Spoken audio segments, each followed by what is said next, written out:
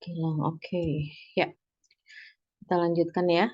Jadi kalau berdasarkan informasi perkuliahan yang Ibu berikan di awal pertemuan itu, final assignment ini bobotnya 30%. Jadi sama dengan UTS.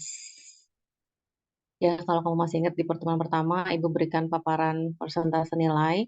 Nah, 30% ini dalam bentuk apa? 30% ini dalam bentuk poster presentation. Sifatnya tugas individu. Jadi ini bukan berkelompok, melainkan individu. Nah, apa yang harus kamu lakukan dalam final assignment ini? Yang pertama adalah choose a specific topic of mathematics.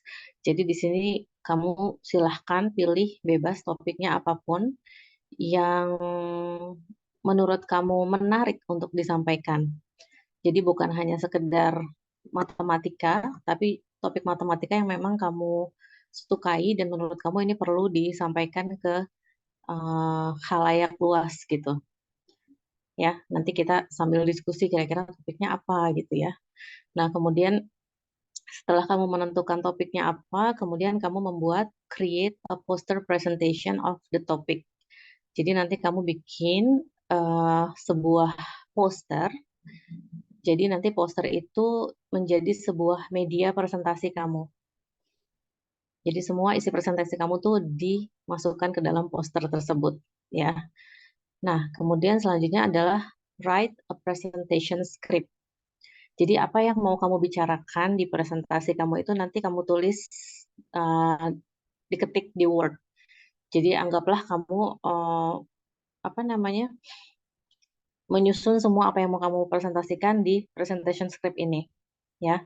Kemudian record your presentation of the topic with the poster as the media. Jadi nanti kamu membuat video recording of your own presentation. Nah, the duration of the presentation should be around 5 minutes. Jadi nanti yang dikumpulkan ke Ibu itu ada 3, yaitu posternya, ya, kemudian presentation script di sini, dan video recording of your presentation. Di sini Ibu tulisnya by week 8, berarti batas akhirnya adalah pada saat pelaksanaan UTS. Pokoknya di pekan pelaksanaan UTS gitu ya. Itu untuk batas submitnya. Nah, kenapa kalian membuat video? Karena kan memang pertemuan kita itu masih sebagian online, sebagian face to face.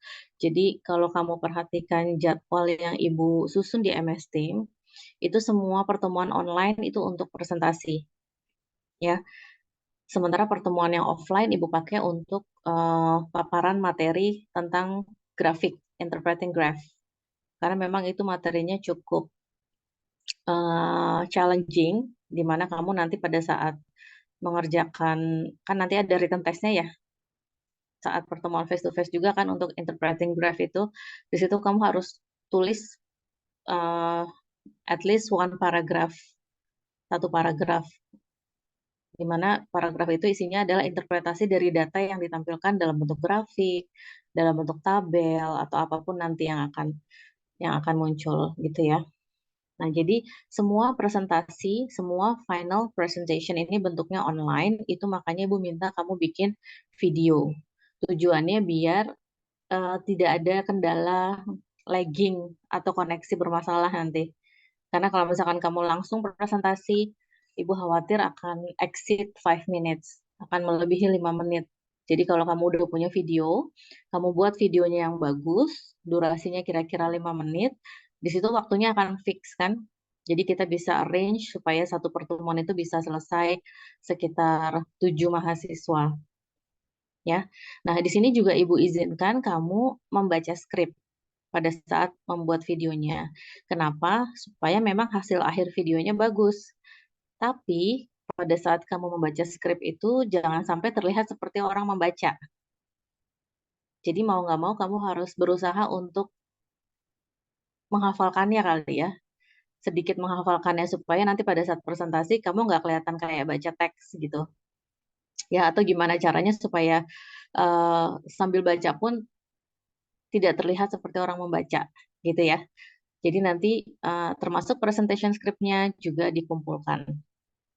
Seperti itu, kira-kira bentuk final assignment-nya. Ada pertanyaan nggak?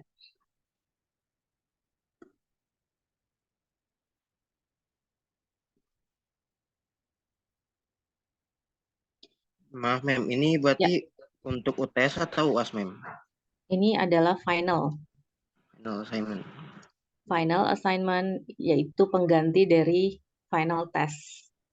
Kalau UTS kan tetap ada nanti di pekan ke-8. Bentuknya soal tertulis, written test. Bentuknya tertulis, nanti Ibu akan kasih soal. Jadi sama seperti UTS pada umumnya, pada biasanya. Cuma yang bentuk final, Ibu nggak bikin model written test lagi, karena memang Ibu ingin melihat apa namanya kemampuan kamu berbahasa Inggris dalam mengucapkan terminologi matematika. Jadi Ibu akan buat dalam bentuk individual presentation. Seperti itu.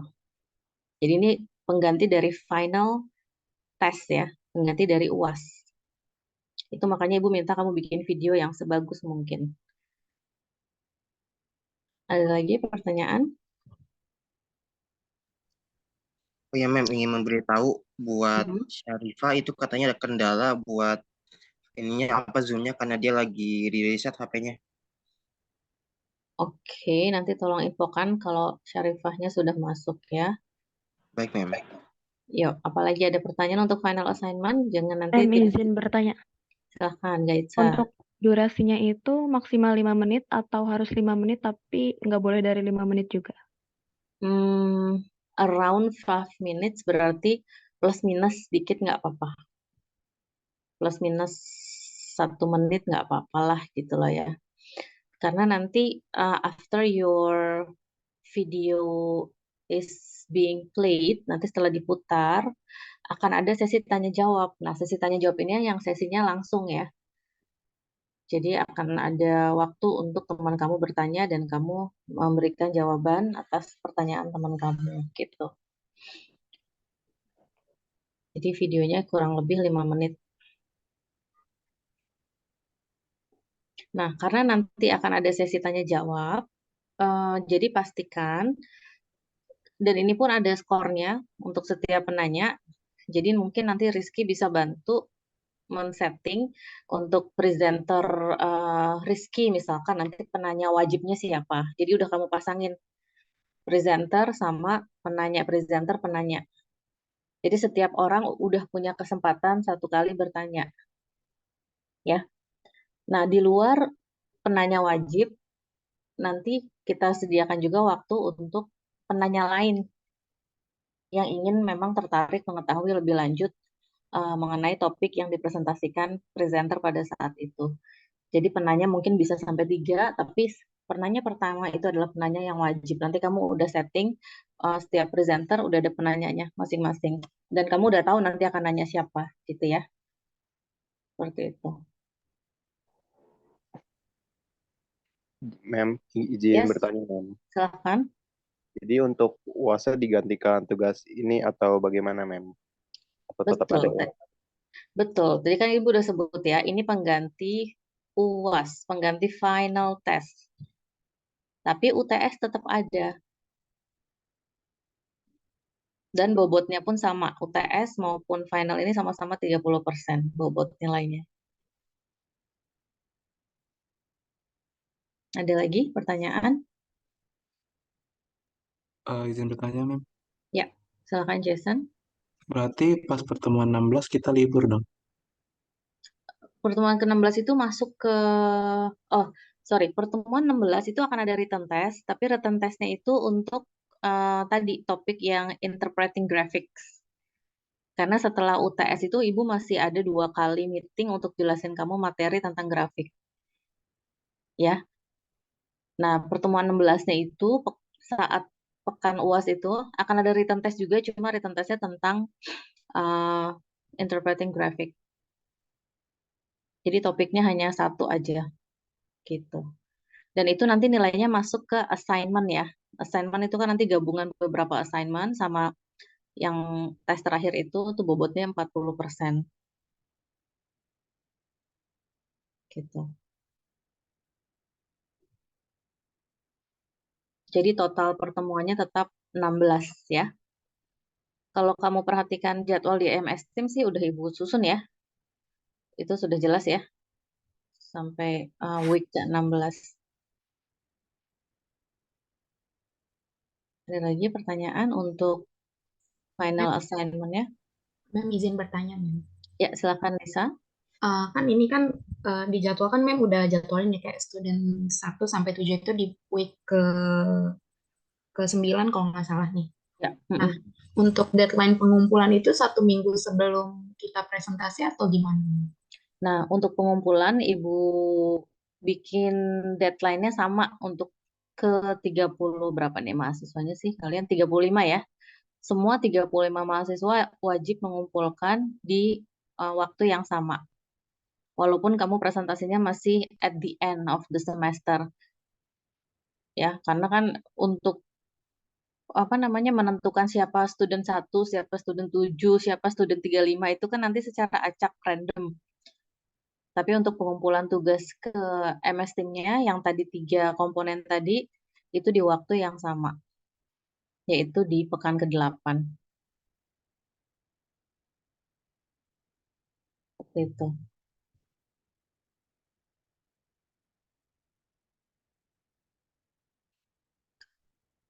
Nanti untuk pengumpulan tugas mungkin Ibu masih pikirkan ya apakah bentuknya assignment atau kamu nanti upload tugasnya di kalau di MS Team tuh di general ya. Tujuannya biar yang lain bisa ikut lihat gitu. Jadi video yang kamu submit ya, video yang kamu submit itu nanti supaya bisa saling melihat satu sama lain. Jadi untuk penanya juga sudah punya gambaran nih kira-kira presenter mau presentasi apa gitu. Kecuali presentation script mungkin nggak perlu di submit di general, nanti di bagian assignment aja. Tapi untuk video nanti bisa kita lihat semua ya. Karena kalau dimasukin ke assignment, Ibu nggak yakin kalian bisa punya akses. Benar nggak? Untuk lihat video teman kamu, ya. Nah, itu penjelasan untuk final assignment. Kira-kira udah kepikir belum topiknya itu apa? Dan Ibu sarankan, pada saat kamu menentukan topik, tidak perlu topik matematika yang advance. Karena kita harus juga mempertimbangkan, background knowledge-nya dari si audiens ini. Kalau kamu tertarik sama suatu topik matematika yang udah cukup advance, sementara kita semua belum mempelajari atau menguasai topik itu, nanti jatuhnya malah ada gap yang tinggi dan kita nggak bisa diskusi gitu kan. Jadi topiknya ya silahkan mau topik matematika SMA, mau topik matematika tahun pertama, itu nggak apa-apa. Ya, atau apapun itu juga boleh. Sorry, Mem, Ya. izin bertanya. Untuk Silakan. topik berarti harus berbeda-beda atau boleh ada yang sama, Mem? Kalau ada yang sama, nanti khawatir ada pengulangan ya. Jadi topik matematik itu kan banyak banget ya. Apalagi di sini dalam waktu 5 menit, rasanya kamu hanya bisa menampilkan sedikit aja, spesifik banget dari satu topik tersebut gitu. Jadi nggak mungkin terlalu banyak juga akan kamu paparkan dalam waktu 5 menit. Cuma intinya adalah pada saat kamu milih topik, Ibu sarankan pilih topik yang memang menjadi minat kamu dan menurut kamu ada unsur tertentu yang menarik untuk disampaikan ke teman-teman gitu atau ke audiens yang lebih luas. Misal Ibu beri contoh, kalau dari sisi Ibu ya, Ibu saat ini kan sedang penelitian Ibu berkaitan sama bilangan negatif misalkan.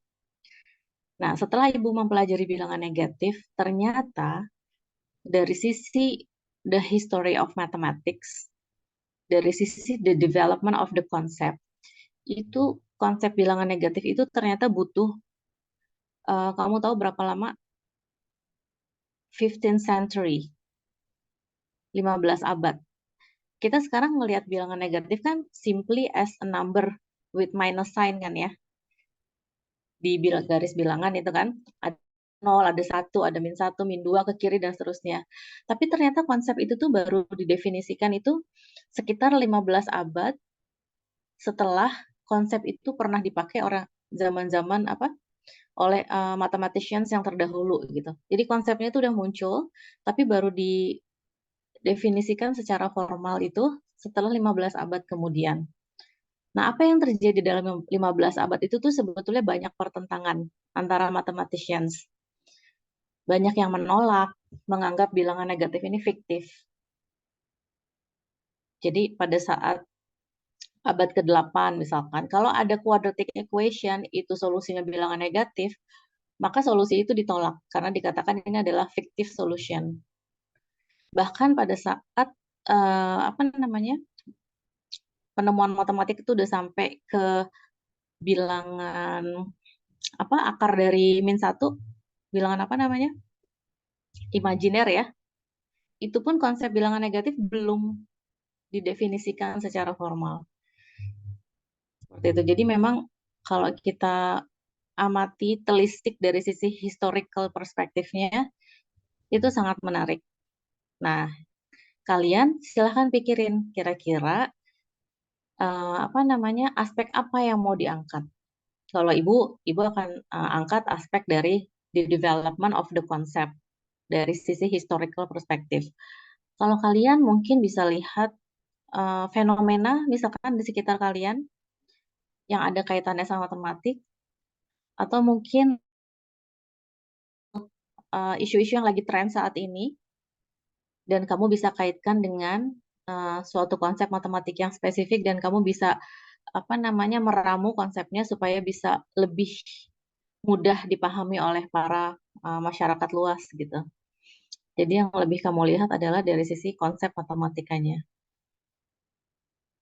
Nah, nanti Ibu berikan kalian waktu berpikir, berdiskusi sama teman juga boleh, silahkan.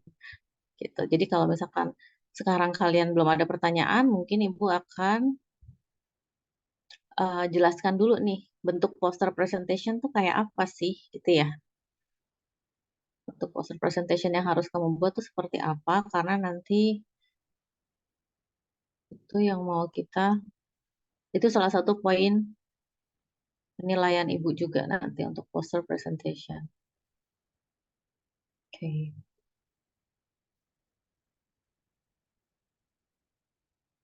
Nah, kita akan lihat sebentar.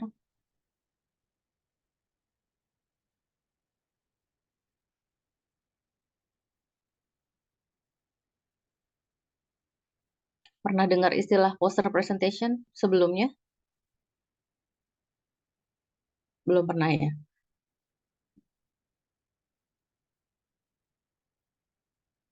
Oke, di sini adalah ini Ibu ambil sumber dari milik orang lain ya.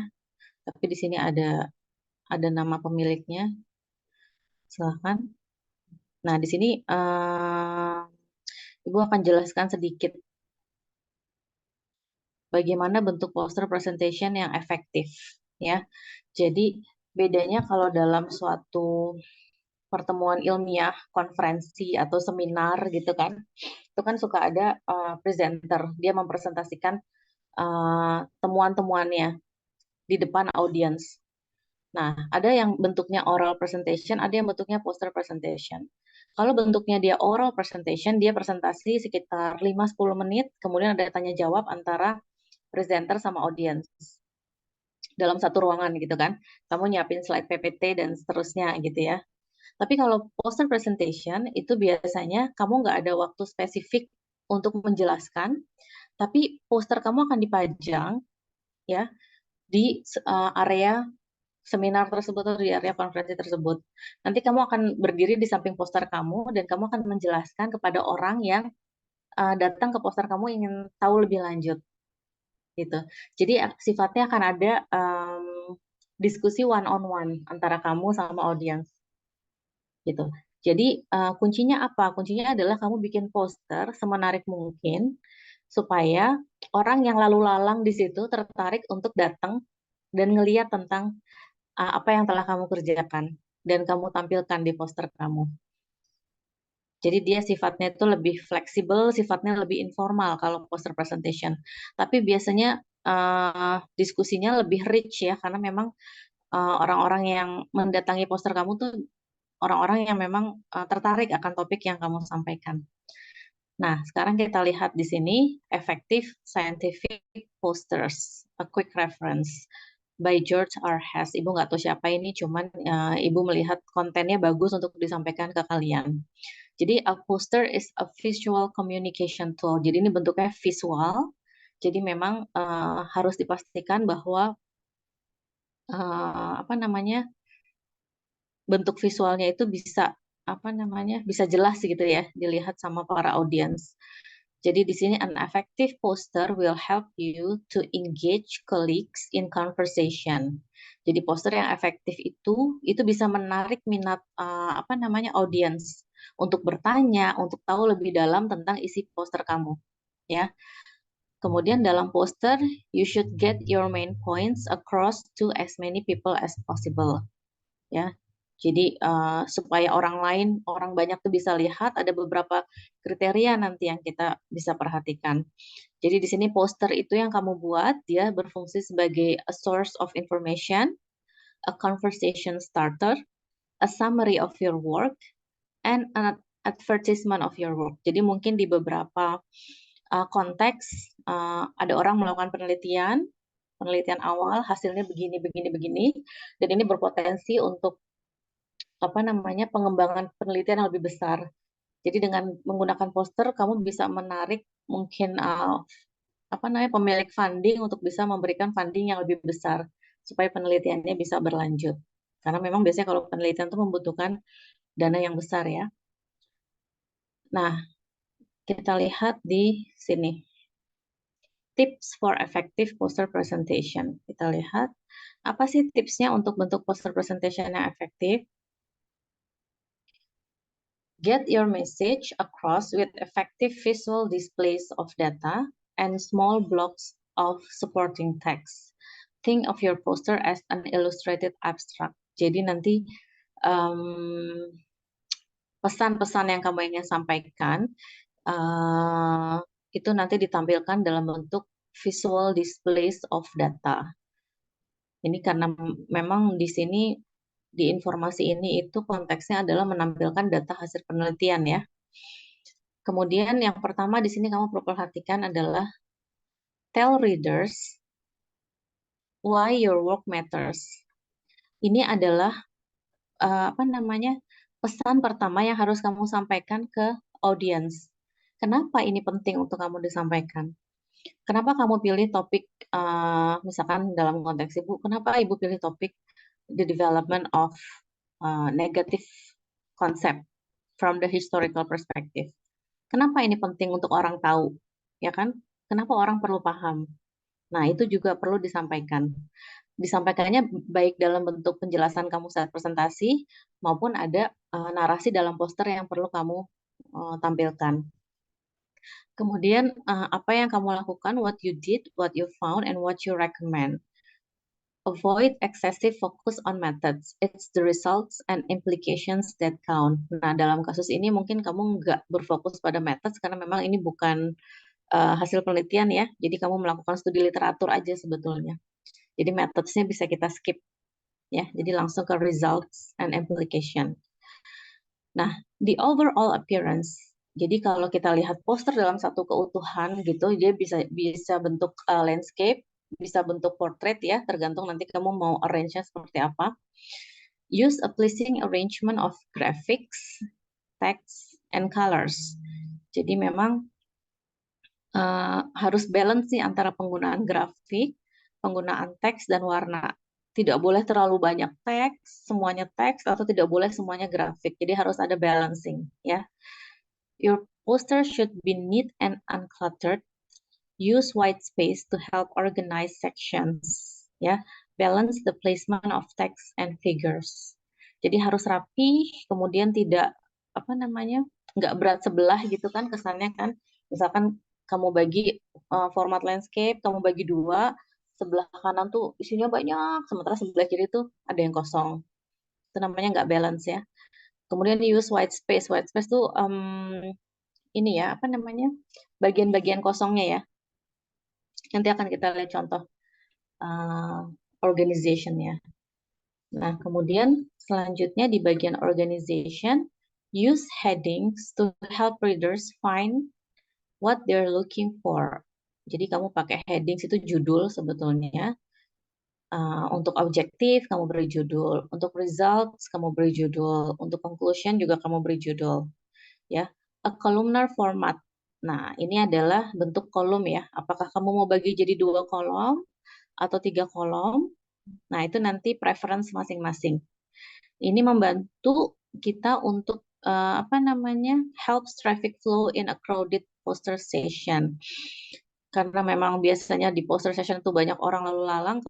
Jadi untuk memudahkan reader untuk memahami struktur dari isinya itu kamu biasanya pakai bantuan format kolom, ya.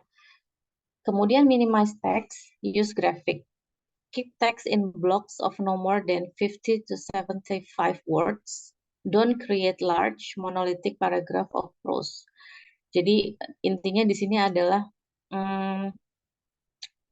meminimalisir teks. Jangan isinya kebanyakan teks semua. Kalau ada gambar, masukin gambar. Atau kalau ada grafik, masukin grafik. Tapi harus yang benar-benar relevan ya. Nggak boleh gambar yang memang tidak ada kaitannya sama kontennya yang kamu bahas. Gitu. Jadi gambar yang memang harus ada kaitannya sama konten. Lalu text size. All text should be large enough to read from 1 to 2 meters, including the text in figures. Title should be larger to attract attention from far away. Jadi bagian title itu ukurannya paling besar. Lalu mungkin di bawahnya itu adalah headings ya, sub-sub judulnya. Baru nanti kontennya. Jadi nanti harus ada proportion size-nya antara title, heading, sama isinya. Nah, karena pada prakteknya poster ini itu di print, ya, di print itu mungkin ukuran kertasnya mungkin A0 kali ya. Nah, itu jadi orang yang berdiri dari jarak 1-2 meter itu bisa tetap baca. Gitu. Kira-kira ukuran hurufnya itu harus seperti itu. Kemudian yang selanjutnya adalah use color cautiously. Pada saat menggunakan warna juga harus diperhatikan.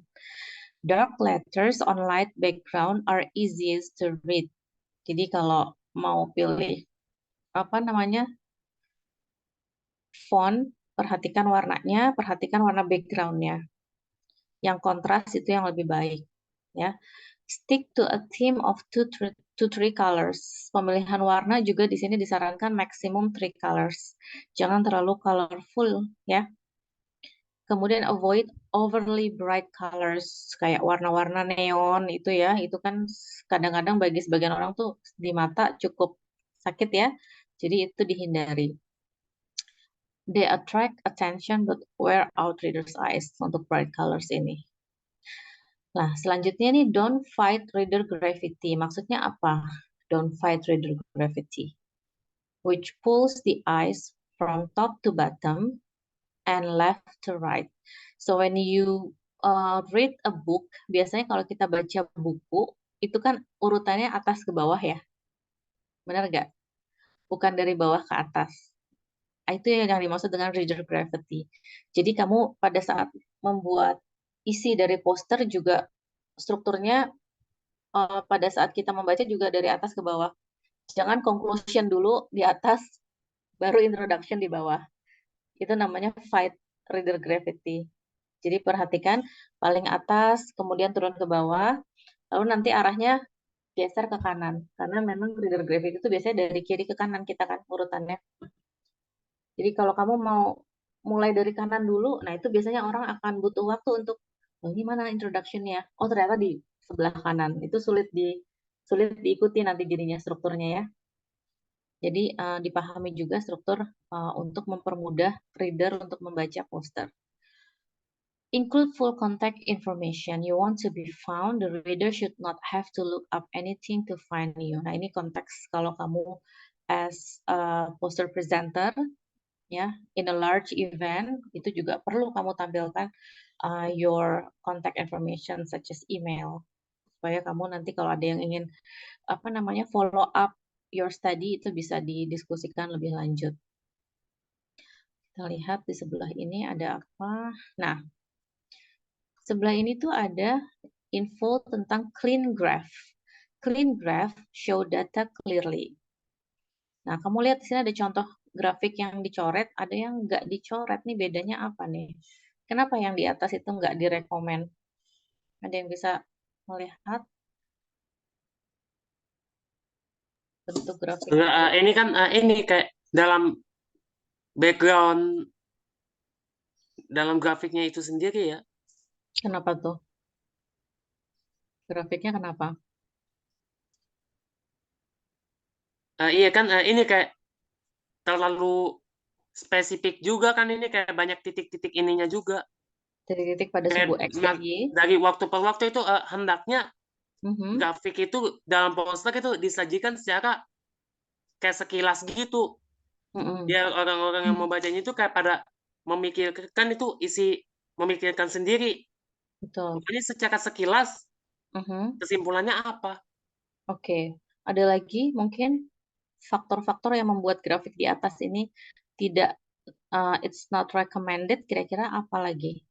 Selain tadi Rafli menyebutkan angka-angka pada sumbu X dan Y yang terlalu detail ya. Terlalu detail. Silakan, apalagi kira-kira?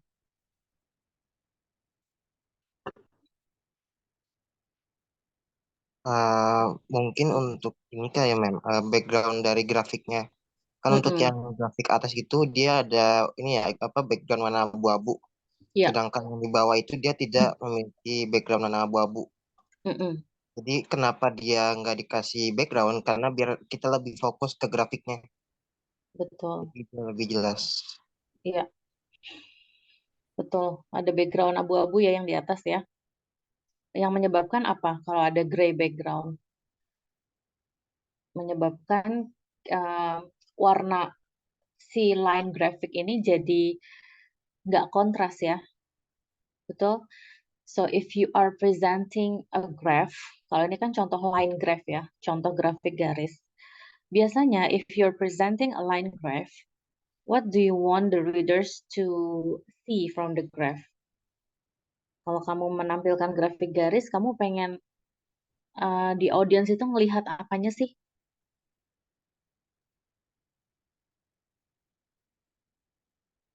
Biasanya grafik garis dipakai itu untuk apa ya? Apa bedanya sama grafik batang ya? Nah, ini nanti akan kita bahas sebetulnya di pertemuan nanti setelah UTS. Apa bedanya sama grafik batang? Apa bedanya sama pie chart, grafik lingkaran? Kenapa orang menampilkan data ini dalam bentuk pie chart? Kenapa nggak dalam bentuk grafik batang atau grafik garis? Nah, itu karena setiap grafik itu punya tujuannya yang berbeda-beda. Kalau di grafik garis, apa yang mau kita amati sebetulnya? Yang mau kita amati adalah di sini ada apa nih? Ada garis predators, ada grafik garis prey. Yang mau kita amati apa dari grafik garis ini? Garisnya, Mem. Ada apa dengan garisnya? Dia itu kayak menampilkan perubahan. Kalau di situ kan dia population size to time. Jadi bisa saya bilang tuh dia menampilkan populasi suatu wilayah dalam beberapa waktu. Ya. Jadi kalau Jadi, misalnya ada background abu-abunya, itu kemungkinan tidak terlihat garisnya, Mem. Tidak terlihat garisnya kalau ada background abu-abunya. Jadi, ketika kamu memutuskan untuk menampilkan data dalam bentuk grafik garis, yang mau kita lihat dari grafik garis itu sebetulnya adalah relationships. Kalau di sini ada 2 garis, berarti kamu mau lihat relationships between the two lines. Apa yang terjadi? Hubungan apa yang ada di sini? Oh, the lines intersect. The two lines intersect at one point. Di situ misalkan, there is one relationship. Lalu, sifat-sifat apa lagi yang kita bisa lihat di sini? Properties apa yang bisa kita lihat dari grafik ini? Oh, the purple line, the trend is increasing. Dia naik kan? Semakin bertambahnya hari, grafiknya naik. Sementara yang hijau, itu decreasing, turun. Jadi yang mau kita lihat relationship yang seperti itu. Jadi pada saat tadi Rafli bilang angka-angka di sumbu X, sumbu Y itu terlalu detail, ya memang kita nggak perlu sedetail itu, karena yang mau kita lihat adalah tren dia over time. Semakin lama si predator semakin naik, semakin lama si prey semakin turun populasinya. Lalu at a point dia intersect. Di satu poin dia berpotongan grafik garisnya. Nah, relationship itu yang mau kita lihat dari grafik garis. Kalau misalkan ada background abu-abu di sini, maka relationship itu nggak terlalu kelihatan dengan jelas. Lalu kalau misalkan angkanya terlalu detail juga kita tulis itu kan 2, 4, 6, 8, 0, 50, kita jadi less focus on the meaning of the axis. Bahwa sumbu X itu merepresentasikan banyak hari, sumbu Y merepresentasikan jumlah populasi. Ya, jadi pada saat menampilkan grafik, perhatikan agar relationship-nya yang terlihat. Jadi bukan aksesorisnya, jangan terlalu banyak warna, ya, gitu ya. Nah, kemudian, prepare a 3 to 5 minute verbal explanation. Some people will ask you to walk me through your poster. In making such a presentation, don't read the poster. Ya, don't read the poster. Instead, give the big picture, explain why the problem is important. Lagi-lagi nih ya, why muncul lagi di sini, why it is important, and use the graphic on your poster to illustrate and support your findings and recommendations. Jadi makanya kamu di tugas ini Ibu minta kamu prepare for a 5-minute presentation, itu maksudnya supaya kamu bisa menjelaskan the big picture of your poster presentation. Di sini ada apa sih istilahnya ya? Don't read the poster, ada warning di sini ya. Don't read the poster. Ini warning bahwa pada saat kamu poster presentation itu jangan baca secara textbook apa yang kamu tulis di poster. Ya.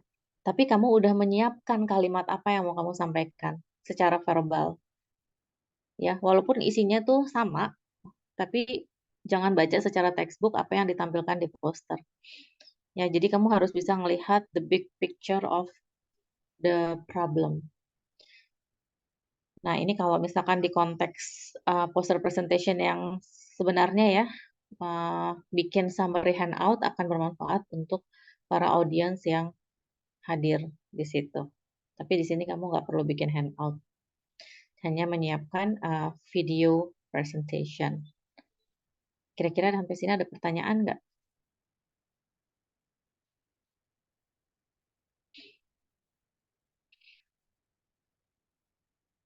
Jadi di sini kita belajar bagaimana mengembangkan medianya, posternya, juga bagaimana kamu mempersiapkan presentasi 5 menit untuk menjelaskan isi posternya. Ini Ibu rasa sih bisa bermanfaat untuk kamu ke depannya, karena poster presentation itu bisa digunakan untuk banyak banyak tujuan ya. Misalkan kamu mau menjelaskan tentang project yang mau kamu kerjain sama teman-teman, kamu bisa buat dalam bentuk poster. Kamu butuh funding, kamu bisa jelasin ke para pemegang dana untuk bisa menjelaskan apa maksud dari project kamu menggunakan poster. Biasanya kalau dengan bentuk poster itu bisa lebih menarik. Oke, sekarang kita lihat di sini. Effective posters, presentations, and abstract. Jadi kita lihat, sini juga Ibu ambil dari sumber milik orang. Nah, ini bedanya poster and oral presentation. Ya, tadi sempat Ibu singgung ya, kalau poster itu roaming audience. Audience itu lalu lalang lah, pokoknya nggak teratur gitu kan. Mereka bebas mau ke sini cuman lihat sebentar gambarnya, lalu pindah ke poster yang lain, lebih lama, jadi itu bebas. Sementara kalau oral presentations, audiensnya duduk fokus pada satu speaker at a time, ya. Untuk poster biasanya interactive discussion one on one. Tapi kalau untuk oral presentation itu ada sesi khusus untuk Q&A at the end of the presentation. Kalau untuk poster dia lebih informal and not structured. Kemudian kontennya fleksibel, apa yang didiskusikan tuh fleksibel kan? Karena setiap audiens tuh punya background knowledge yang beda-beda. Mungkin pertanyaannya pun akan bervariasi, ya. Kalau untuk oral presentation dia lebih formal and structured. Oke. Nah, ini ada gambar nih kira-kira bentuk poster presentation tuh kayak gini nih. Kayak gini ya. Dia bentuknya landscape. Kalau kamu lihat dia ada berapa kolom di sini? 1, 2, 3, 4 ya. Ada 4 kolom. Terus dia pemakaian warnanya lebih ke black and white. Nah, untuk poster presentation tips, be prepared. No more than is displayed on your poster. Jadi, apa yang kamu tampilkan di poster itu bukanlah semua hal yang mau kamu sampaikan secara verbal. Jadi, apa yang mau kamu sampaikan secara verbal dalam bentuk presentation itu nggak semuanya ditulis di poster. Itu nanti akan kebanyakan. Ya, you should know more than is displayed on your poster. Kemudian, don't assume prior knowledge of project. Ini mungkin maksudnya audiens itu kan punya pemahaman yang terbatas akan penelitian kamu. Jadi jangan berasumsi bahwa orang audiens itu paham akan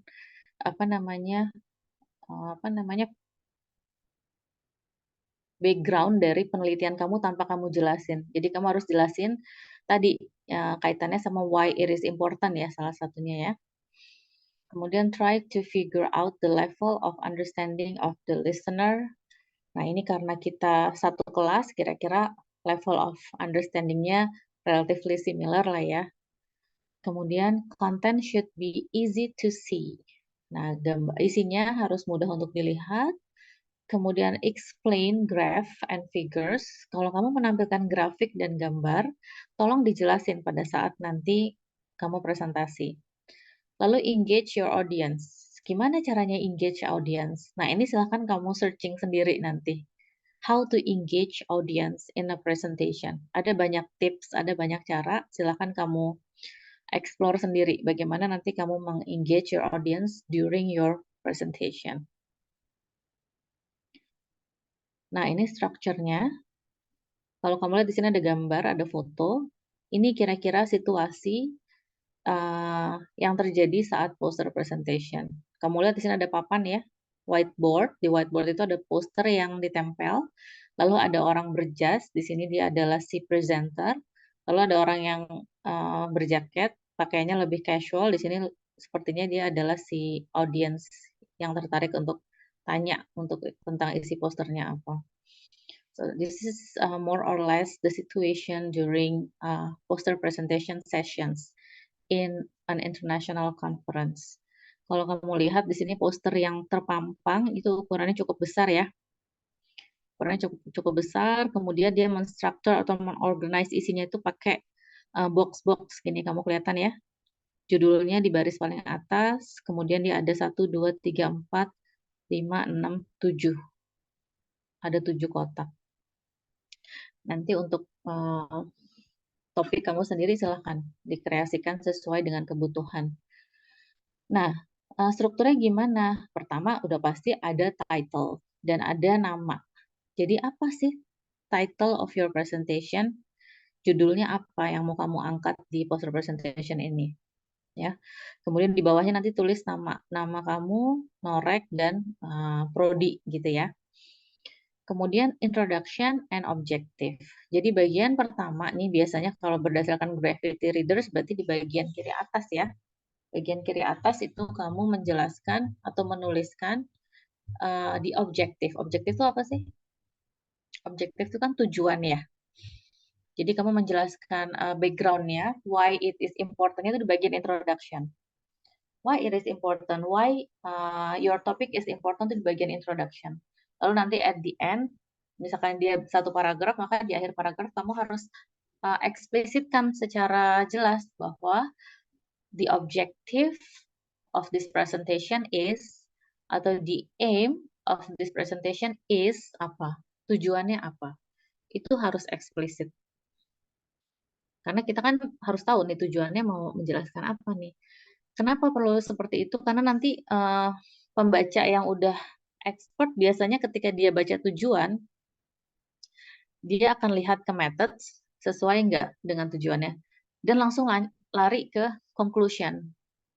Apakah conclusionnya itu menjawab tujuan yang tadi dimaksud di awal? Itu semua harus inline, harus segaris. Logicalnya harus ada. Oke. Kalau ada pertanyaan, silakan tanya aja ya. Kemudian selanjutnya methodology. Karena ini kaitannya sama research, maka bagian ini kita bisa skip. Karena memang di sini kita nggak melakukan research yang, memang kamu melakukan research sebetulnya, tapi researchnya itu lebih ke literature research, ya kan? Jadi kamu membaca dari literatur, membaca dari sumber-sumber informasi media massa boleh, lalu kemudian juga kamu boleh dari buku-buku textbook. Nah, itu kamu combine sehingga kamu bisa meramu apa yang mau kamu sampaikan ke audiens. Tapi kita mungkin skip aja bagian metodologi, kemudian langsung ke results-nya atau langsung ke kontennya, isinya tuh. Jadi isinya dari presentasi kamu tuh apa? So, what new information did you learn? Use figures to illustrate kalau ada figures. Lalu selanjutnya setelah results atau setelah konten apa? Summary and conclusions. Ya, mungkin kita nggak perlu summary atau langsung ke conclusion aja kali ya, kesimpulannya ya. Why are your results important and how do they contribute to the bigger picture? What are the key things that we learn? Use bullet points. Disarankan pakai bullet points. Future directions. What studies should follow from your work? And acknowledge source of financial and technical support. Kayaknya kita bisa skip acknowledgement karena memang kita nggak ingin menyebut source of financial funding ya. Kurang relevan untuk ini. Lalu untuk font choice, pemilihan huruf ya. Big enough to see from 4 to 6 feet away. Jadi cukup besar. Highlights with capitals, bold, color, or italics. Jadi kalau ada hal yang ingin kamu highlight, gunakan ini salah satu. Tapi don't use too many fonts on same page. Tidak menggunakan terlalu banyak huruf, jenis huruf. Use bullets instead of numbers. And all capitals are hard to read and give the impression of yelling. Jadi jangan nulis dalam huruf kapital semua ya. Except maybe on the title section. Kecuali untuk bagian title, it's okay mungkin menggunakan capitals. Tapi untuk konten, sangat tidak disarankan. Nah, ini adalah common mistakes.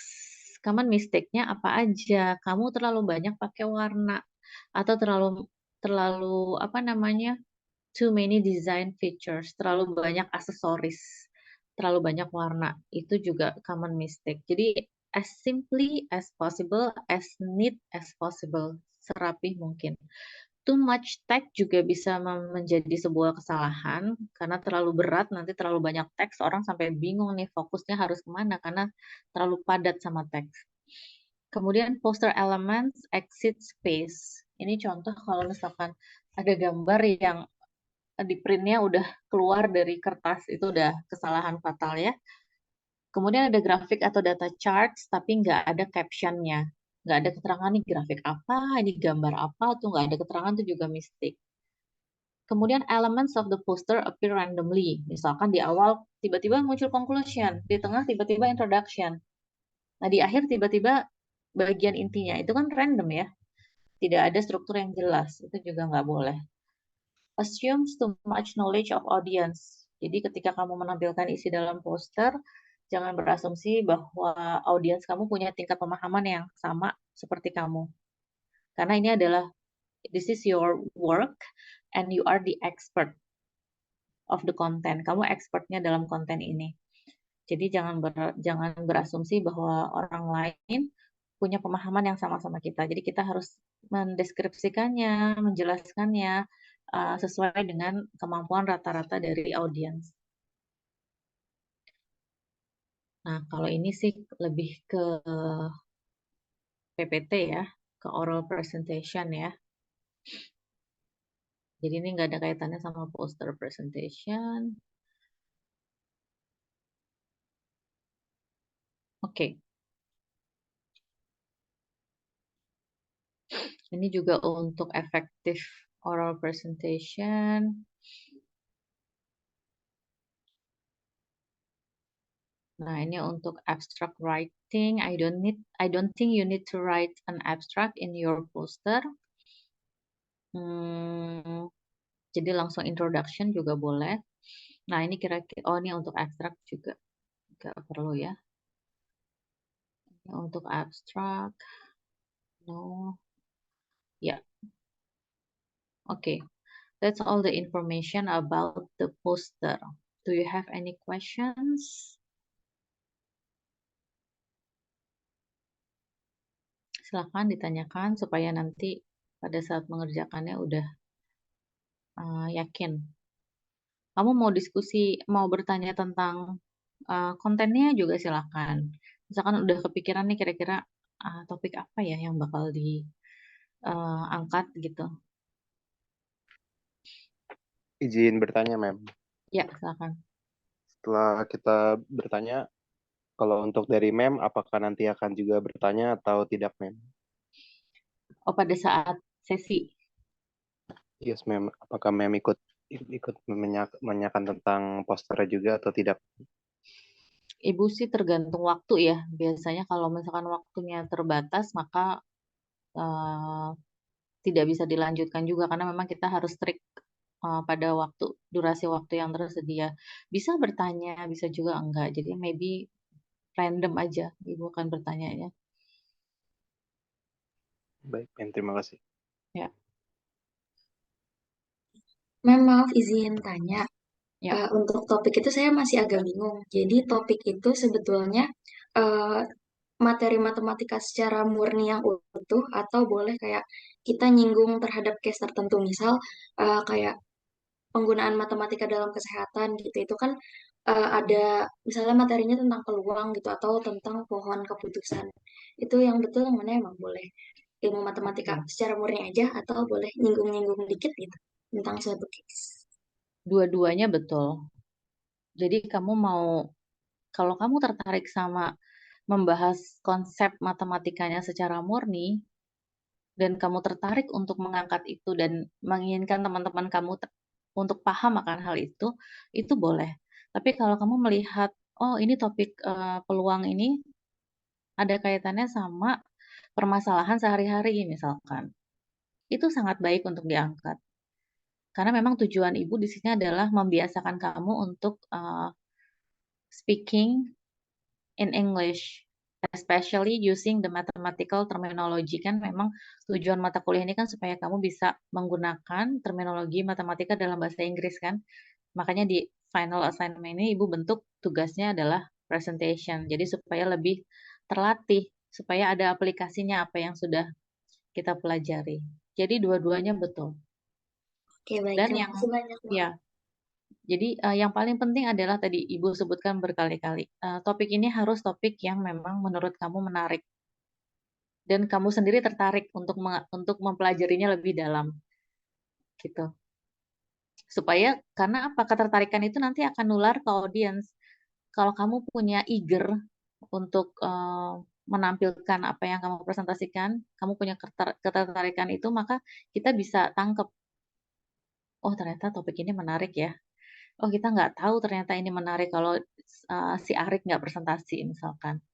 Atau si Aura nggak presentasi tentang ini. Gitu. Silahkan ada lagi. Maaf Mem, ingin bertanya untuk yang dikumpulkan itu apa saja Mem? Video, poster, dan apalagi Mem? Oke, tadi sudah Ibu tampilkan di PPT. Apa tadi Stefan sudah sempat screenshot atau belum? Nanti juga akan Ibu ini sih, sebentar ya. Nanti akan dibagikan ya Bu. Ya, tadi sudah Ibu informasikan sebetulnya tuh di awal. Nih, Ibu ulang lagi ya. Sini kelihatan? Yang dikumpulkan itu yang Ibu highlight warna kuning.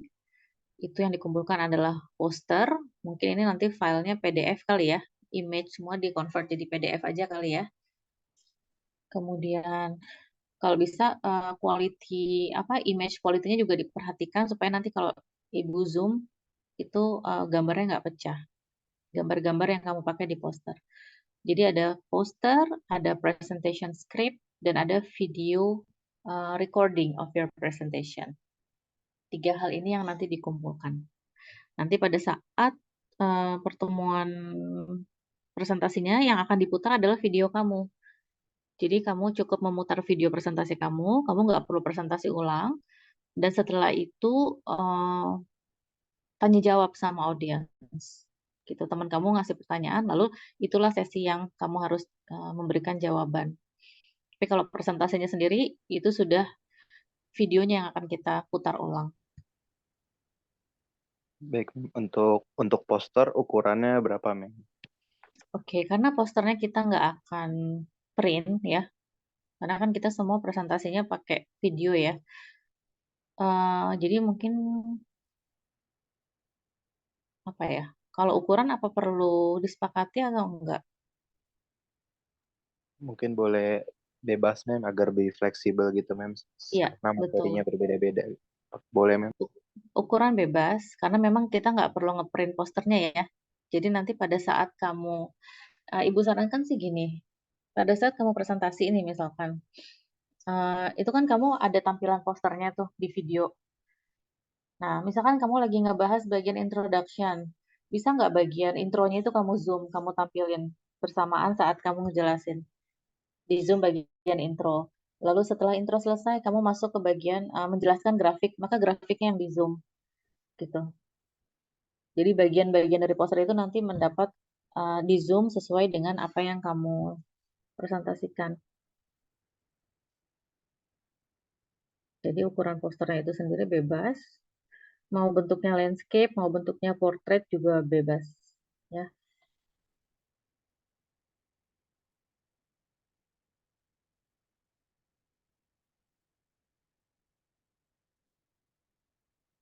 Dan nanti pada saat bikin video juga posternya kelihatan ya, ditampilkan ya. Ibu rasa sekarang banyak apa namanya aplikasi untuk editing video sih bisa dipakai ya. Jadi insya Allah teknologi udah banyak pilihannya. Including Canva. Ya, kalau kamu sudah pernah belajar itu mungkin ya lebih bagus lagi. Ibu sih belum pernah sih pakai Canva, cuman ibaratnya yang kamu pakai editing video yang biasa pun kamu presentasi terus kamu edit-edit, kamu kasih cuplikan gambar itu juga bisa. Gitu. Silakan Ibu beri kesempatan bertanya supaya nanti pada saat kamu harus ngerjain nggak bolak-balik tanya lagi.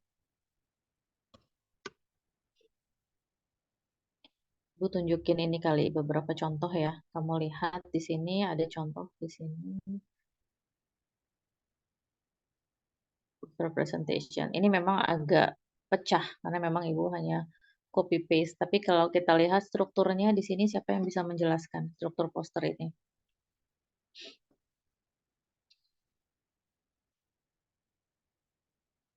Siapa yang mau kasih komentar nih? Strukturnya seperti apa nih? Lebih ke organization-nya nih kelihatan. Ada yang mau kasih komentar?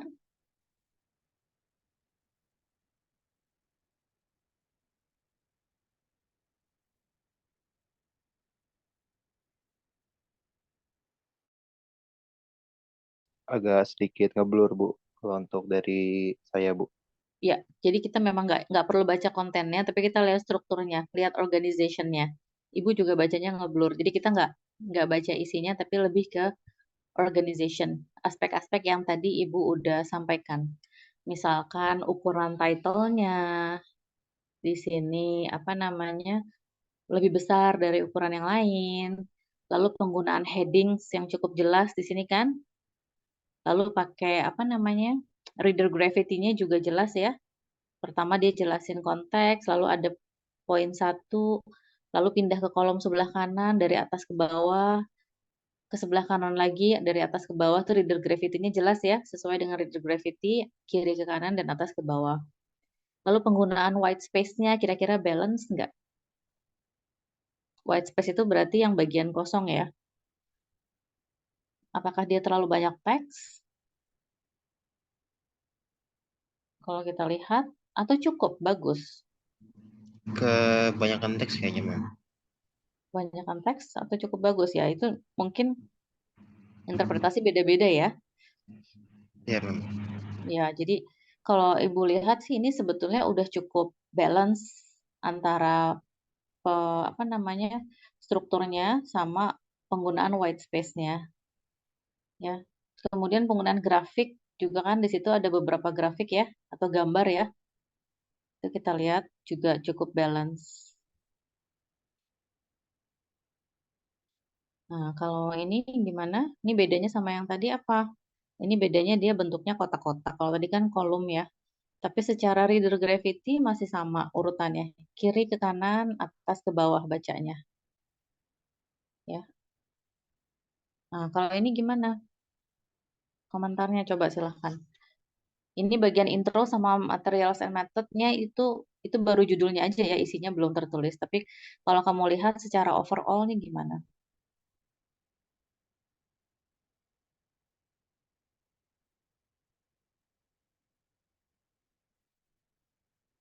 Ada yang mau berkomentar? Coba lihat.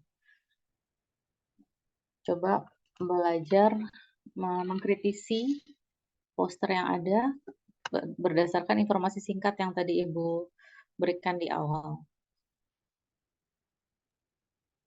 Mungkin itu dia terlalu banyak gambar dalam satu halaman, Mem. Terlalu Jadi banyak kayak gambar. ya terlalu numpuk gambar, jadi kayak yang harusnya dia dipasangkan dengan teks malah dipisah, Mem. Oke, bisa. Karena memang di bagian results itu ya, bagian results itu gambar semua, teksnya nggak ada ya. Itu bisa jadi salah satu masukan juga buat kamu nanti. Apalagi kira-kira? Bertanya Mem, untuk poster apakah lebih bagus horizontal atau vertikal, Mem? Nggak ada yang lebih bagus sih, dua-duanya bagus sih. Tergantung isinya kamu aja. Lebih proporsional landscape atau portrait, ya kan? Jadi nggak bisa disamaratakan.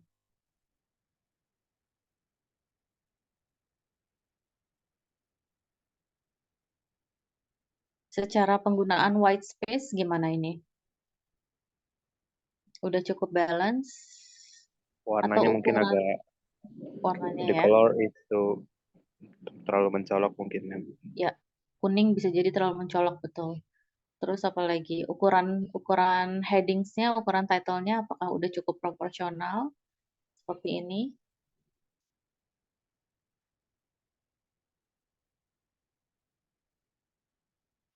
Ini nanti strukturnya bisa kamu pakai ya. Paling atas title, ukuran fontnya lebih besar. Di bawahnya kamu tulis nama ya, kemudian prodi, Norek, universitas gitu ya, Norek, prodi, universitas ya. Nah, mungkin kalau untuk poster kamu nggak perlu ada methods di sini ya. Lalu literatur cited ini seperti reference ya. Tolong juga kamu tambahkan nanti reference, kamu ambil dari buku apa, misalkan ada data kamu ambil dari media apa, masukin ke reference ya. Itu bagian paling bawah setelah conclusion biasanya. Tapi acknowledgement sama future work itu nggak perlu ya. Nah, kalau dari contoh ini kira-kira gimana?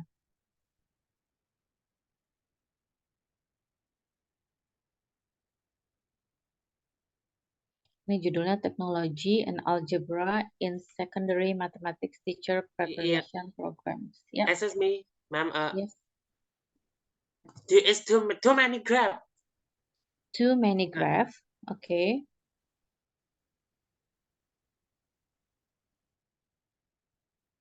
University A, kalau kita lihat grafiknya itu di judulnya itu, kira-kira judul headingnya cukup ini nggak? Cukup jelas nggak? Itu kan Too many graph. Too many graph, too many figure, and the font is too small. The font is Sorry. too small. And then what else? Kira-kira ada penggunaan warna yang nggak diperlukan di sini?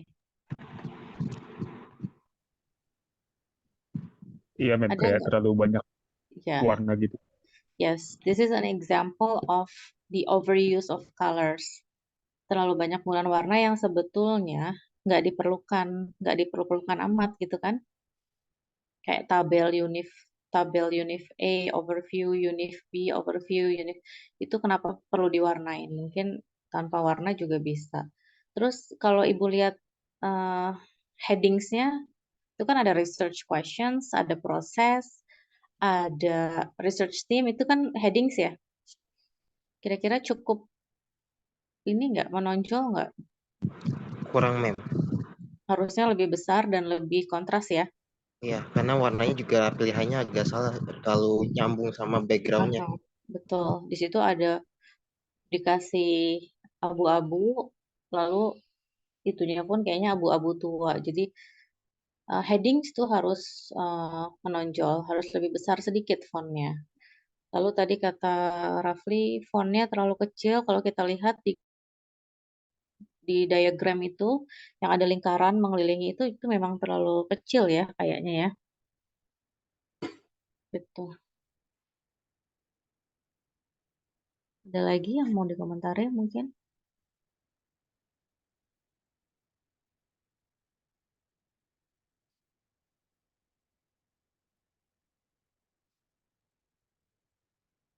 Ini ya cukup bisa menjadi referensi ya, kalau terlalu banyak warna juga nggak baik ya. Untuk Ibu nggak paham, di sini kan ada yang lingkaran mengelilingi rectangular shape ya. Itu tuh grafik apa di sini juga nggak dijelaskan ya, nggak ada caption grafiknya ya. Cuma ada University B, Math Methods, University A, Teknologi. Jadi kayaknya captionnya kurang jelas. Gitu ya. Lalu untuk fontnya juga berwarna-warni, itu di bagian rasional ada warna ungu, biru, orange. Nah, itu juga nggak perlu ya. Next. Kalau ini gimana?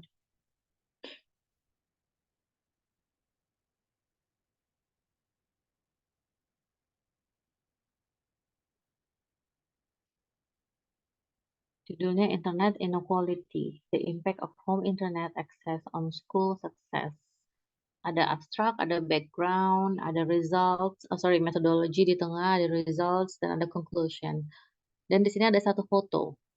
Ada satu foto dan ada satu grafik dan satu figures ya, diagram.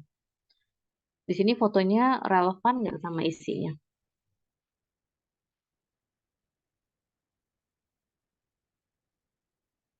Relevan nggak? Boleh nggak kamu masukin foto seperti ini kira-kira?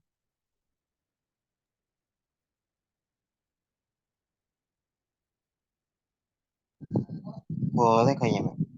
Boleh, asalkan relevan ya. Iya, karena dia kan ini tentang internet ya. Jadi harus ngasih gambar yang sesuai sama judulnya, karena ini dia tentang lebih ke sedang menggunakan komputer. Kan biasanya kalau orang yang menggunakan komputer dia tuh udah gambarannya sedang menggunakan internet, jadi sudah sesuai sama judulnya, Mem. Atau bisa jadi memang ini foto yang didapatkan pada saat dia mengambil data, gitu kan. Jadi ini merepresentasikan data penelitiannya dia mungkin. Kira-kira ada komentar nggak untuk poster ini?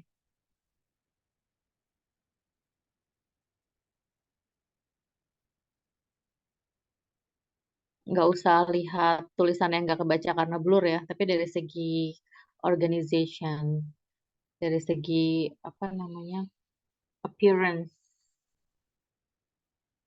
ada komentar?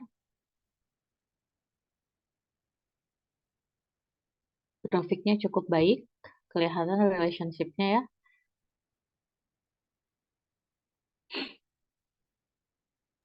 Ya mungkin ini lebih mending dari yang sebelumnya. Betul. Cuma mungkin di grafik ini percent of kita nggak tahu itu sumbu X, sumbu Y merepresentasikan apa ya? Ya nggak? Kan biasanya dalam grafik kan kita harus jelas nih sumbu X, sumbu Y itu apa. Ya kan? Untuk diagram yang di bawah results itu kan ada bentuk ada heksagon ya, bentuk heksagon tuh.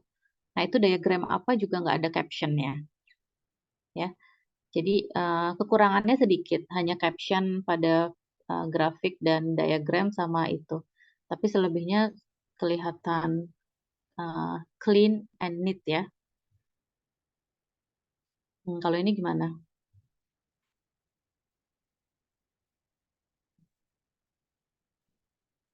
Ada gambar ikan di pojok kanan atas dan bawah. Kira-kira itu relevan nggak? Apakah gambarnya hanya sekedar aksesoris atau memang relevan dengan studinya, dengan isi posternya?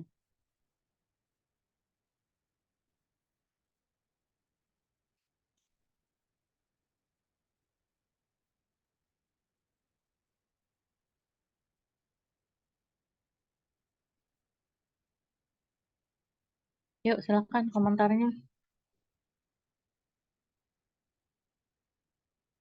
Perhatikan poster ini, apa yang menurut kamu bisa diperbaiki?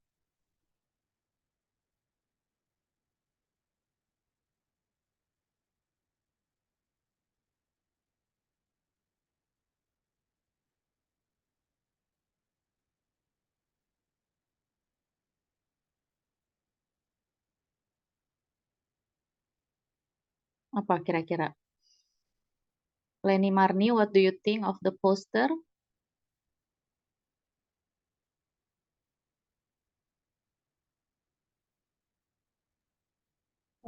Pemilihan ininya kali ya, Mam. Warna buat grafiknya terlalu mencolok gitu, Mas. Terlalu mencolok nggak kira-kira? Yang lain?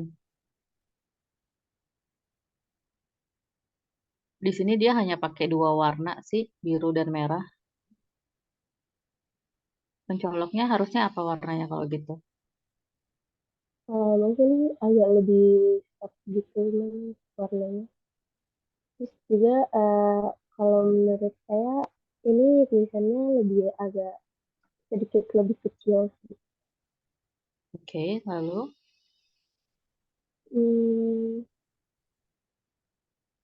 ini sih Mam, itu aja. gimana? Udah, Mam. Menurut saya itu sih. Oke, apakah yang lain sama kira-kira komentarnya tentang warna, grafik, dan tulisan? Saya ingin berkomentar, Mem. Mm-mm. Mungkin dia kurang di blok aja sih, Mem. Kayak kurang dipisah-pisahin kayak per blok gitu. Karena kan ini ada introduction tiba-tiba langsung ke objektif, kagak ada pemisahnya gitu, Mem. Oh, maksudnya kayak boxnya atau kolumnya. Karena kan dari poster yang tadi udah Mem kasih lihat kan banyak dia pakai blok ya. Cuman untuk yang poster ini dia tidak memakai blok. Jadi Oke. agak anggapannya kayak terlalu nyempil-nyempil, jadi gak dipisah-pisah. Oke, jadi pertama Ibu mau komentar ini masalah warna, kira-kira bermasalah nggak di mata kamu kalau ngelihat warna ini? Biru dan merah. Sebenarnya sih nggak bermasalah ya, cuman dia terlalu ini ya, karena kan warna backgroundnya dia putih ya. Mhm. Tiba-tiba dikasih warna yang terlalu dominan itu biru sama ya ada satu lagi merah. Jadi menurut saya paling warnanya agak dikurangin Ya, mungkin kalau Ibu bisa melihat dikit. ya, kenapa dia memilih biru dan Jangan merah. terlalu Oke, jadi pemilihan warna memang perlu diperhatikan, tapi kamu juga sebaiknya tidak serta-merta melihat bahwa oh ini terlalu kontras. Justru di sini dia memang ingin mengkontraskan biru dan merah antara male and female, antara ikan yang male and female. Jadi kita ingin melihat kontrasnya antara ikan yang cewek sama cowok. Di sini grafiknya kelihatan di situ. Jadi kalau menurut Ibu sih warna masih aman sebetulnya. Tapi kalau untuk teks memang iya dia sedikit terlalu kecil. Jadi bisa digedein lagi karena memang mengingat white space-nya masih agak banyak ya. Jadi size-nya bisa digedein lagi. Lalu untuk kotak-kotak sebetulnya itu preference. Kamu bisa pakai kotak, bisa juga enggak. Selama strukturnya kelihatan di sini. Kalau kita lihat, ini sebetulnya strukturnya udah cukup jelas ya. Antara introduction, objective, methods itu ada jaraknya. Benar nggak? Jadi tanpa ada garis pun sebetulnya udah kelihatan strukturnya. Ya, jadi mungkin PR-nya adalah untuk ini lebih ke concise ya. Sama ya gitu mungkin. Nah, ini gimana kalau ini? Dari strukturnya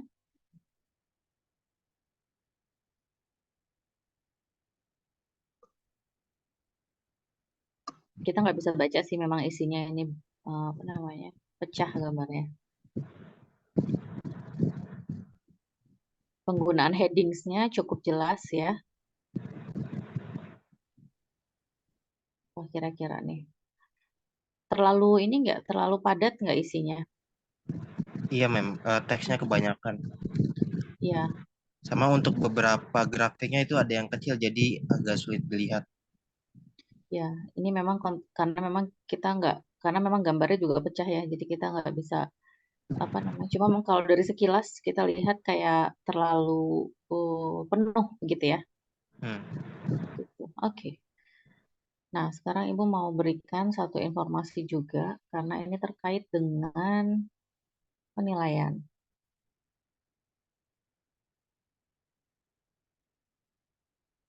Nah, Ibu akan gunakan rubrik ini untuk menilai kamu nanti pada saat poster presentation. Di sini ada kriterianya ada di kolom sebelah kiri. Lalu ada skornya itu dari 6 sampai 1. 6 itu skor maksimum, 1 itu minimum. Jadi jangan khawatir ada skor 0 ya, karena pasti ada skor minimum 1. Cuma jangan sampai juga kamu dapat 1. Contoh di sini untuk kriteria introduction. Jadi di sini kriterianya ada introduction, ada objective and creativity, ada method. Nah, methods ini yang akan Ibu skip nanti ya. Akan Ibu skip karena memang nggak ada methods-nya. Kemudian ada results, ada conclusions, ada flow and balance, ada appearance, ada presentation, dan audience questions. Ya. Nah, untuk introduction, bagaimana introduction-nya dipresentasikan itu akan menentukan nilai kamu maksimum atau enggak. Jadi untuk dapat nilai maksimum 6, itu kalau kamu bisa mempresentasikan isunya clearly and succinctly, jelas dan padat. No doubt as to why it is important. Jadi orang yang dengar presentasi kamu, oh iya bisa paham. Oh iya aku paham kenapa ini penting. Kemudian big picture-nya itu jelas. Big picture research konteksnya jelas. Misalkan tadi apa tadi teori peluang ke kesehatan misalkan. Itu kaitannya sama big picture-nya apa. Itu jelas. Kemudian appropriate reference to earlier work. Jadi memang mungkin kamu nanti harus merefer ke hasil studinya orang lain. Nah, itu juga diberikan reference. Ya. Kemudian untuk objektif, succinct description of research objective. Jadi kamu harus menyatakan dengan eksplisit tujuannya apa, ya. Nah, research is novel ini mungkin tidak menjadi poin penilaian Ibu karena memang kamu nggak meresearch, ya. Tapi Ibu akan melihat apa namanya Karena memang topiknya nanti kan tergantung kreativitas kamu ya. Jadi mungkin lebih lihat ke apa namanya isinya aja. Lalu ini methods kita skip. Untuk results, clear, concise, and relevant. Appropriate number of clearly presented graph and tables. Just the facts on target. Karena results nanti kalau kebanyakan figure, graph, atau table juga nggak baik. Kemudian conclusions are clear, relate back to the big picture. Jadi makanya tadi Ibu bilang kalau orang yang udah berpengalaman biasanya dia akan melihat kaitan conclusion sama introduction. Apa yang dia state di introduction, apakah itu nanti terjawab di conclusion? Itu akan kelihatan, ya. Kemudian flow and balance. Logicalnya ada intuitive progression of ideas with clear and direct reference to information on slides or poster. Kemudian appearance. Appearance ini lebih ke posternya yang akan Ibu nilai, ya. Jadi bagaimana nanti poster kamu akan masuk ke apa namanya poin penilaian appearance. Lalu presentations itu nanti Ibu akan lihat your enthusiastic, your eye contact with audience, your apa namanya spoke loudly at a reasonable pace, kemudian appropriate attire. Di sini kalau apa namanya pada saat ngambil video tolong jangan mukanya aja kayak gini, kalau bisa setengah badan atau ya pokoknya jangan terlalu apa namanya biar kelihatan gitu gesture-nya ya. Kemudian did not read from script, walaupun nanti mungkin kamu akan baca, jangan kelihatan kayak baca. Itu aja ya. Kemudian slide transition simple and direct. Audience questions juga menjadi poin penilaian. Ya, jawabannya direct, clear, on target, no nonsense. Jadi ini adalah informasi yang Ibu berikan, nanti akan Ibu upload semua ke MS Team. Dan menurut MS Team, presentasi pertama itu akan dimulai di pekan keberapa ya? Pekan ke ini BIM 2022 ya? Oke, pekan ke-9 berarti langsung setelah mid test ya, sudah mulai. Benar ya? Untuk urutan majunya bagaimana, Mem? Ya, Ibu akan serahkan sama Rizky urutan majunya, silakan diacak. Juga pasangan untuk questions. Ya, siapa yang akan bertanya juga nanti Ibu minta, Ibu bisa terima mungkin kalau nggak pekan ini, pekan depan. Ya, itu kan tinggal ngacak nama aja kan, nggak masalah ya. Oke, Mem. Ya. Ada lagi? Insya Allah pekan depan pertemuan terakhir sebelum UTS ya. Jadi materi UTS sampai pertemuan pekan depan. No more questions? Oke. Kalau nggak ada, Ibu akhiri sampai di sini. Semoga bisa mengerjakan tugasnya dengan maksimal. Kamu masih punya waktu untuk memikirkan topik apa yang akan kamu angkat nanti untuk presentation. Ya, silahkan bikin yang terbaik, yang sebagus mungkin. Karena memang Ibu beri kesempatan kamu untuk membuat video. Jadi kamu bisa, kalau kurang puas, ya bikin lagi. Apa namanya, perbaiki lagi yang masih kurang-kurang. Gitu, sebaik mungkin. Alright? Okay, I think I'll see you next week. Assalamualaikum warahmatullahi wabarakatuh. Waalaikumsalam. Waalaikumsalam warahmatullahi wabarakatuh.